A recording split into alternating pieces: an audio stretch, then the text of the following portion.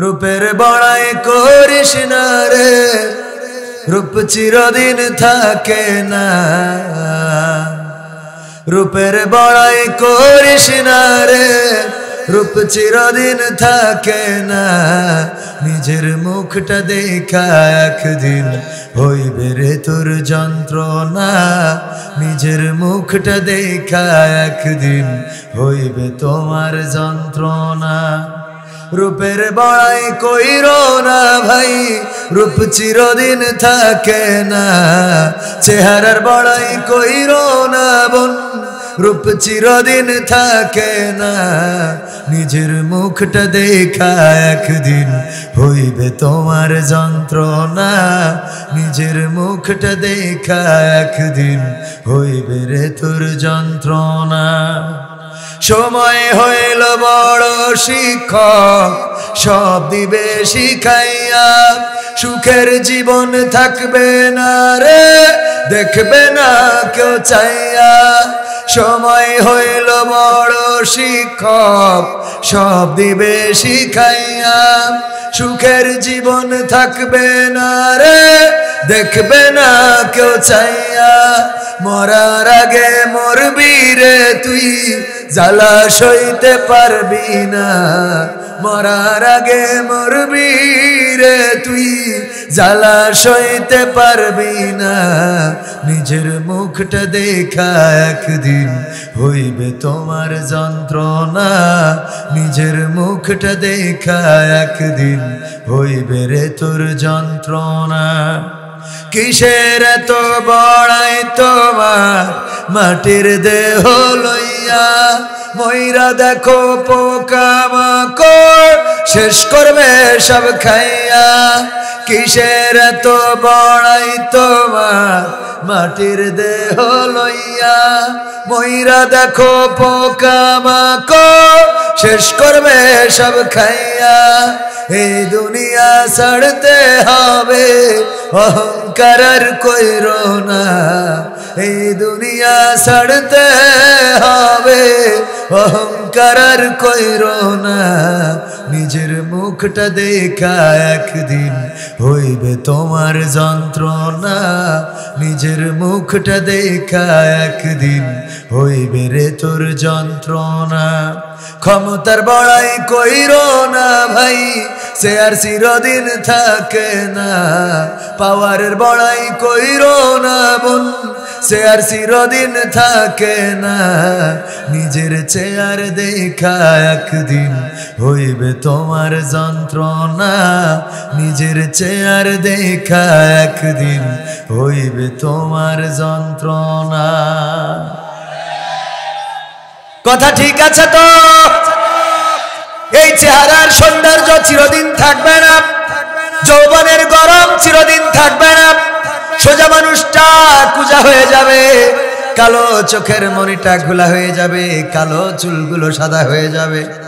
একদিন সব শক্তি সব ক্ষমতা চূর্ণ বিচূর্ণ হয়ে যাবে। পৃথিবী ছেড়ে অনন্তকালের দিকে পাড়ি জমাতে হবে। সুতরাং মারা যেহেতু যাওয়া লাগবে, যদি পরকালে বিশ্বাসী হই তাহলে সেই পরকালে আল্লাহর কাছে কি জবাব দেব, তার জন্য প্রস্তুতি নেওয়ার দরকার আছে না নাই? আলহামদুলিল্লাহ, ঠান্ডার দিন, বিশেষ করে উপর থেকে বৃষ্টি আর নিচেই তো মাটির একটা ঠান্ডা ওঠেই। আবার পাশেই হচ্ছে মাহফিল। আমি শুনেছি আমাদের শ্রদ্ধাভাজন প্রধান অতিথির ব্যস্ততার মধ্যেও উনি আজকে সময় দিবেন। এই জন্য আমারও একটা ডেট ক্যান্সেল করে আলাউদ্দিন ভাইয়ের অনুরোধে এই ডেটটা রাখা। আল্লাহ যাদেরকে চেয়েছেন, যাদেরকে কবুল করেছেন, তাদেরকে এখানে এনেছেন, ঠিক কিনা? ধনী মানুষগুলোর ব্যস্ততা অনেক বেশি। আমি আকিস পরিবারের সাথে জড়িত, আপনারা হয়তো জানেন। আকিস কলেজিয়েট স্কুলের কালচারাল টিচার, পাশাপাশি আমাদের শেখ মহিউদ্দিন স্যারের স্নেহ ভাজন, আলহামদুলিল্লাহ। তো উনাদের আর যাই হোক 10টার মধ্যে ঘুমাতেই হবে, 10টার মধ্যে ঘুমাতেই হবে, তা না হলে সকালে আবার কর্মব্যস্ততা। তো এটা মেনটেন্স আমার স্যারও, শেখ মহিউদ্দিন স্যার আপনি চেনার কথা, উনি মেনটেন্স করে চলে। আর ঢাকা ব্যাংকের উনি চেয়ারম্যান সম্ভবত, যদি ভুল না বলি। এয়ারপোর্টে বসে থাকলেই ঢাকা ব্যাংকের এয়ারটা চোখে পড়তো, হ্যাঁ এয়ারপোর্টে। তো সেটা পোস্টারে দেখে ভালো লাগছে। যেহেতু ব্যস্ততা আছে ওনাদের সময় বেশি নেব না, অল্প সময় অল্প কিছু কথা বলবো যদি আপনারা শুনতে চান, এবং আমি অনুমতি দিয়ে রাখছি যখন উনি ওনার প্রয়োজন মনে করবেন অবশ্যই চলে যাবেন, কারণ ঢাকাতে যেতে হবে। আবার এই যমুনা পার হইলেই জ্যামের একটা ঝামেলা।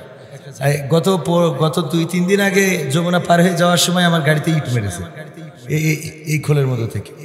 আমার গাড়ি, বদরুল রশিদ আঙ্কেলের গাড়ি, মাওলানা বারী রশিদের গাড়ি, 3টা গাড়ি অ্যাটাক হয়েছে, এবং আরো অন্যান্য গাড়ি হয়তো হয়েছে, এগুলো আমাদের পরিচিতির মধ্যে। মানে দূর থেকে ইট মারে এমন জোরে শব্দ হয়, মনে হয় টায়ার বাস্ট হয়েছে, দাঁড়াইলেই তো চিন্তাই করি। আল্লাহ সকলকে হেফাজত করুন, বলেন আমিন। ইন্নাল হামদালিল্লাহি নাহমাদুহু ওয়া নাস্তাঈনুহু ওয়া নাস্তাগফিরুহু ওয়া নু'মিনু বিহি ওয়া নাতাওয়াক্কালু আলাইহি ওয়া নাউযু বিল্লাহি মিন শুরুরি আনফুসিনা ওয়া মিন সাইয়্যাতি আমালিনা মান ইয়াহদিহিল্লাহু ফালা মুদিল্লা লাহু ওয়া মান ইউদ্লিলহু ফালা হাদিয়া লাহু ونشهد أن لا إله إلا الله ونشهد أن سيدنا محمدا عبده ورسوله الذي أرسله بالحق بشيرا ونذيرا وداعيا إلى الله بإذنه وسراجا منيرا فقد قال الله تعالى في كلامه المجيد والفرقانه الحميد সবাই পড়েন আউযু বিল্লাহি মিনাশ শাইতানির রাজিম বিসমিল্লাহির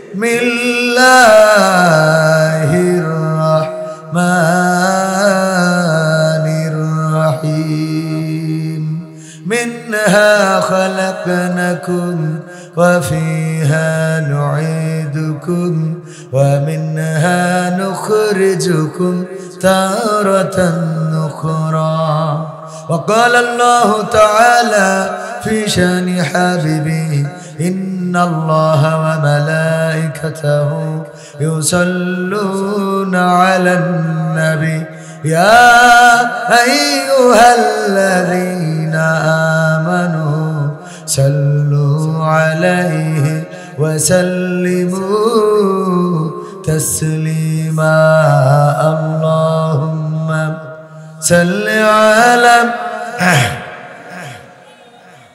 مولانا محمد وعلى آل سيدنا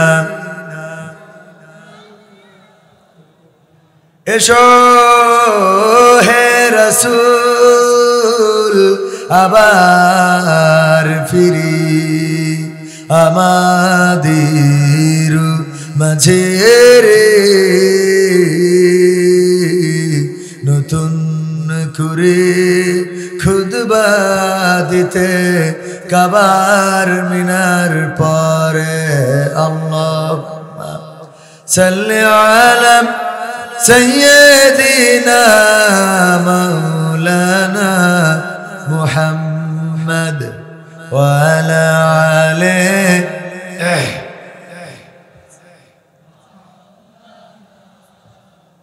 নবীর নামে দুরূদ শরীফ পড়িবে যে জন তার জন্য যে হারাম হবে জাহান্নামের আগুন আল্লাহুম্মা সাল্লি আলা سيدنا مولانا محمد وعلى آل سيدنا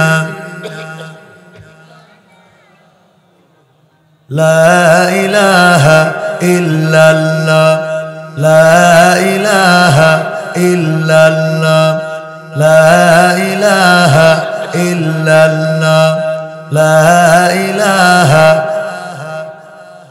لا إله إلا الله মুহাম্মাদুর রাসূলুল্লাহ সুবহানাল্লাহ walhamdulillah la ilaha subhanallah walhamdulillah la ilaha illallah muhammadur rasulullah sallallahu রূপের বড়াই করিস না রে রূপ চিরদিন থাকে না রূপের বড়াই করিস না রে রূপ চিরদিন থাকে না নিজের মুখটা দেখা একদিন হইবে রে তোর যন্ত্রণা নিজের মুখটা দেখা একদিন হইবে তোমার যন্ত্রণা রূপের বড়াই কইরো না ভাই রূপ চিরদিন থাকে না চেহারার বড়াই কইরো না বোন রূপ চিরদিন থাকে না নিজের মুখটা দেখা একদিন হইবে তোমার যন্ত্রণা নিজের মুখটা দেখা একদিন হইবে রে তোর যন্ত্রণা সময় হইল বড় শিক্ষক সব দিবে শিখাইয়া সুখের জীবন থাকবে না রে দেখবে না কেউ চাইয়া সময় হইল বড় শিক্ষক সব দিবে শিখাইয়া সুখের জীবন থাকবে না রে দেখবে না কেউ চাইয়া মরার আগে মরবি রে তুই জ্বালা সইতে পারবি না মরার আগে মরবি রে তুই জ্বালা সইতে পারবি না নিজের মুখটা দেখা একদিন হইবে তোমার যন্ত্রণা নিজের মুখটা দেখা একদিন হইবে রে তোর যন্ত্রণা কিসের এত বড়াই তোমার মাটির দেহ লইয়া ময়রা দেখো পোকামাকড় শেষ করবে সব খাইয়া কিসের এত বড়াই তোমার মাটির দেহ লইয়া ময়রা দেখো পোকামাকড় শেষ করবে সব খাইয়া এই দুনিয়া ছাড়তে হবে অহংকার আর কইরো না এই দুনিয়া ছাড়তে হবে অহংকার আর কইরো না নিজের মুখটা দেখা একদিন হইবে তোমার যন্ত্রণা নিজের মুখটা দেখা একদিন হইবে রে তোর যন্ত্রণা ক্ষমতার বড়াই কইরো না ভাই সে আর চিরদিন থাকে না পাওয়ারের বড়াই কইরো না বোন সে আর চিরদিন থাকে না নিজের চেয়ার দেখা একদিন হইবে তোমার যন্ত্রণা নিজের চেয়ার দেখা একদিন হইবে তোমার যন্ত্রণা কথা ঠিক আছে তো এই চেহারার সৌন্দর্য চিরদিন থাকবে না যৌবনের গরম চিরদিন থাকবে না সোজা মানুষটা কুজা হয়ে যাবে কালো চোখের মনিটা ঘোলা হয়ে যাবে কালো চুলগুলো সাদা হয়ে যাবে একদিন সব শক্তি সব ক্ষমতা চূর্ণ বিচূর্ণ হয়ে যাবে পৃথিবী ছেড়ে অনন্তকালের দিকে পাড়ি জমাতে হবে সুতরাং মারা যেহেতু যাওয়া লাগবে যদি পরকালে বিশ্বাসী হই তাহলে সেই পরকালে আল্লাহর কাছে কি জবাব দেব তার জন্য প্রস্তুতি নেওয়ার দরকার আছে না নাই যারা প্রস্তুতি নেয় নাই বিপদে পড়েছে না পড়ে নাই দেখেছেন আপনারা দেখি নাই তো বিপদে পড়েছ কিনা হ্যাঁ দুনিয়ার পরের কথা যদি বলি আমি লাস্টের 2 লাইনে বলেছি ক্ষমতার বড়াই কইরো না চিরদিন চেয়ার থাকে না নিজের চেয়ার দেখে একদিন অনুশোচনা হবে কষ্ট লাগবে অঞ্জলা নিজের বুকের মধ্যে বিধ্বস্ত হয়ে যাবে যেই চেয়ারে আমার বসার কথা ছিল সেই চেয়ারে কি ক্ষমতা পেয়েছিল 16 বছর ক্ষমতার অপব্যবহার করার কারণে যেই দেশ স্বাধীন করার জন্য ভূমিকা রেখেছিল যেই দল, সেই দল আজকে বিলুপ্তির পথে, বলেন ঠিক কিনা? এখন দিনের আলোতে বের হতে পারে না। শিয়াল যেমন দিনের আলোতে বেরোইলে কেউ না কেউ ঢিল মারে, ইট মারে, ঢিলা মারে, আছে না নাই? এখন দিনের আলোতে বেরোতে পারে না। কারণটা কি? 16টা বছর যদি জনগণের অধিকার, জনগণের স্বার্থ রক্ষায় কাজ করত, জনগণের পাশে যদি দাঁড়াত, মানুষের যদি বাক স্বাধীনতা দিত, মানুষের যদি অধিকার ফিরিয়ে দিত। ওমর রাদিয়াল্লাহু তাআলা আনহুকে একবার খুঁজতে গেল একজন ব্যক্তি, জিজ্ঞাসা করলো তোমাদের রাষ্ট্রপতি কোথায়? এবং সেই ব্যক্তি ছিল সেই সময়ে রোমান সেনাপতির পাঠানো একজন গুপ্তচর। গুপ্তচরকে পাঠালেন, যাও দেখে আসো ওমরের প্রাসাদটা কেমন, তার সিংহাসনটা কেমন, তার নিরাপত্তা ব্যবস্থা কেমন, তার সৈন্যবাহিনী কেমন, তার শাসন কার্য পরিচালনার জন্য যারা নিযুক্ত আছে মন্ত্রী এমপিরা তারা কেমন, যাও খোঁজ নিয়ে আসো। খোঁজ নিতে আসলেন, এসে জিজ্ঞাসা করলেন তোমাদের রাষ্ট্রপতি কোথায় থাকে, তোমাদের খলিফা কোথায় থাকে, তোমাদের রাজা বাদশাহ কোথায় থাকে? বলল উনার তো থাকার তেমন জায়গা নাই, আছে একটা ঘর, আর রাষ্ট্র পরিচালনা করেন ওই যে মসজিদে নববী থেকে। মসজিদে নববীর সিংহাসনটা কোথায়? বলল সিংহাসন বলে কিছু নাই, যে মেহরাবটা আছে মাটির বানানো, ওই মেহরাবের পরে বসে খলিফা শাসন করেন। বলল খলিফা কোথায়? বলল খলিফা গিয়েছে, তার উট হারিয়ে গিয়েছে খোঁজার জন্য। উট হারাই গিয়েছে, তাই খোঁজার জন্য গিয়েছেন, উট হারিয়ে গিয়েছে। বলল নিজের উট নিজে খুঁজতে গিয়েছেন, তা কয় কিডা খুঁজে দেবে? কিডা খুঁজে দেবে? নিজের উট হারাই গেছে। আর আমাদের দেশে একবার চেয়ারম্যান একজন হইলে হয়, মোটরসাইকেলেরও ড্রাইভার লাগে। চেয়ারম্যান হইলে মোটরসাইকেলেরও ড্রাইভার লাগে। উনি আর নিজে আর ভাই গিয়ার মারে না, ঠিক না ভাই? ঠিক। আর আমি এখনো এত বড় বক্তা, প্রতি রাতি 50-60 হাজার টাকা পাই, তাও নিজের গাড়ি এখনো নিজে এখানে আসছে, কিন্তু নিজে চালায়। আর এর জন্য মাঝে মাঝে ঝামেলাও হয়। কুষ্টিয়ায় গেছি, বলছে এই হুজুরের আগে নামাই দেন। আমি বললাম গাড়িটা কোনে রাখবো? বলে কই হুজুরের নামান আগে। আমি কই বাবা গাড়িটা পার্কিং করিনি। কই আপনি কথা বলতে পারছেন? বললাম ভাই হুজুর আপনি হুজুর। মালয়েশিয়াতে রাষ্ট্রপতি প্রধানমন্ত্রী জানেন আপনি, যেহেতু বিদেশের সম্পর্ক আছে, নিজেরা নিজেদের গাড়ি, মন্ত্রী এমপি তারা নিজেরা নিজেদের গাড়ি ড্রাইভ করে। আর আমাদের গাড়ি একখান কিনার আগে ড্রাইভার ঠিক না, ঠিক না ভাই? ঠিক। উষগতুরে কাকে বলে আপনারা কি বলেন জানি না? অলস, কিলস।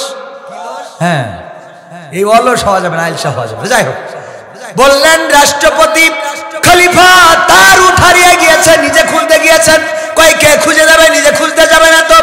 বললো কোন দিকে গিয়েছে? বললো এই যে এই দিকে গিয়েছে, এই রাস্তায়, এই পথে গিয়েছে। ওই লোকটি হাঁটতে হাঁটতে কিছু দূর যাওয়ার পরে দেখলেন মরুভূমির মধ্যে একটা খেজুর গাছ, খেজুর গাছের সাথে একটা উট বাঁধা, আর ওই উটের পাশেই শুয়ে আছে একজন ব্যক্তি, হাতের নিচে, মাথার নিচে হাতটা দেয়া, বালিশও নাই। যখন শুয়েছিলেন তখন ওই খেজুর গাছের ছায়াটা ওই জায়গায় ছিল, যখন সূর্যটা সরে গেছে ছায়াটাও সরে গেছে, গা থেকে ঘামগুলো টপ টপ করে পড়তে থাকে, বালুগুলো চুষে নেয়। মানুষদেরকে জিজ্ঞাসা করলো ওই লোকটিকে, বললো ওটাই হলেন আমাদের খলিফা আমিরুল মুমিনিন হযরত ওমর রাদিয়াল্লাহু তাআলা আনহু। ওই গুপ্তচর বললেন আরে এই যদি হয় ওমরের অবস্থা, তার নিরাপত্তা দেওয়ার জন্য তো নিরাপত্তা রক্ষী লাগে না, তার জন্য র্যাব লাগে না, তার জন্য এনএসআই লাগে না, ডিজিএফআই লাগে না, তার জন্য ভারতের দাদাবাবুরা লাগে না, আমেরিকার সৈন্যবাহিনী লাগে না, তার জন্য জাতিসংঘের শান্তি রক্ষা মিশন লাগে না। যেই লোকটা জনগণের নিরাপত্তা দেয় আল্লাহ রাব্বুল আলামিন এই জনগণ দিয়েই তার নিরাপত্তার ব্যবস্থা করে দেয়, ঠিক না বেঠে? 16টা বছর যদি ক্ষমতার অপব্যবহার না করত, আমরা কতবার বললাম আল্লাহর জমিনে আল্লাহর দিনটা কায়েম করে দেন। অনেকেই মনে করে আমরা আসি জামাত ইসলামের কথা বলার জন্য, চরমনায়ের কথা বলার জন্য, তাবলীগের কথা বলার জন্য, হেফাজতের কথা বলার জন্য। আল্লাহর কসম করে বলি না, আমরা আসি আল্লাহ ও তার রাসূলের কথা বলার জন্য, আল কোরআনের কথা বলার জন্য। বলেন ঠিক কিনা? যদি ইসলাম ধর্ম অন্য ধর্মের মতো গতানুগতিক কোন ধর্ম হতো তাহলে আমরা রাজনীতির কথা বলতাম। ইসলাম ধর্ম অন্য ধর্মের মতো গতানুগতিক কোন ধর্ম নয়। এই ধর্মটা একেবারে রান্নাঘর থেকে সংসদ পর্যন্ত প্রতিটা সেক্টরে আইন আছে না নাই? প্রতিটা সেক্টরে যে আইন দিয়েছে দিচ্ছেন কিসের জন্য? আল্লাহ রাসূলকে বললেন ওয়াল্লাযী আরসালা রাসূলাহু বিল হুদা ওয়া দীনিল হাক্কি লিয়ুযহিরাহু আলাদ-দীনি কুল্লিহি ওয়ালাউ কারিহাল মুশরিকুন। আমার আল্লাহ বললেন, ওগো রাসূল, আমি আপনাকে দ্বীনে হক, সত্য দিন এবং হেদায়েত সহকারে এই জমিনে পাঠালাম এই জন্য যে আপনি সব দলের উপরে আমার দলটা বিজয়ী করে দেখাবেন। আল্লাহ রাসূল দেখাইছে না দেখায় নাই? আল্লাহ রাসূল দেখালেন কেমন করে? চুরি করেছেন একজন মহিলা, বিশ্বনবীর পরিবারের লোক, বিশ্বনবীর বংশের লোক, ধরা খেয়েছে, প্রমাণিত হয়েছে। আল্লাহর নবী বললেন কোরআনের আইন অনুযায়ী হাত কেটে দিতে হবে। সাহাবীরা বুঝালেন, ওগো নবী, আপনার পরিবার, আপনার গোত্রের লোক, আপনার বংশের লোক, তারে যদি হাত কেটে দেওয়া হয় তাইলে এটা তো কেমন একটা দেখা যায়।